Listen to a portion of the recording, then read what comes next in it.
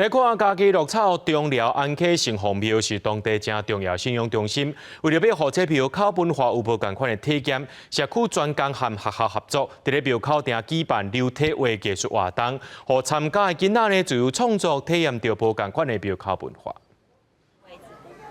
甲石料倒伫画板顶面，搁来摇叮当画板，互石料用流动的方式来画图。嘉义县鹿草乡的中寮社区甲中寮国小，利用中寮安溪城隍庙的庙顶，举办流体画的体验课程。庙口是大家的印象是比较传统一点的，那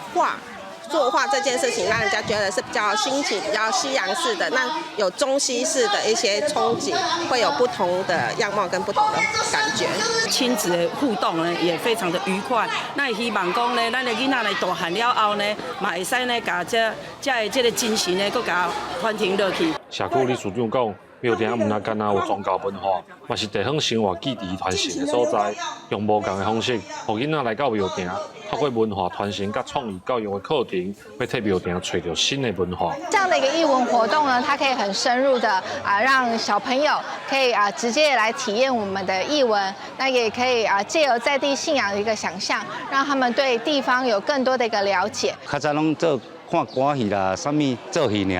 尔，这流体画就较抽象，互囡仔有一个新的体验。学校表示，伫庙顶用流体画来画图，唔但囡仔无这种体验。连做伙参加的家长嘛，拢感觉真新鲜。透过这款课程，加深囡仔对在地的认识，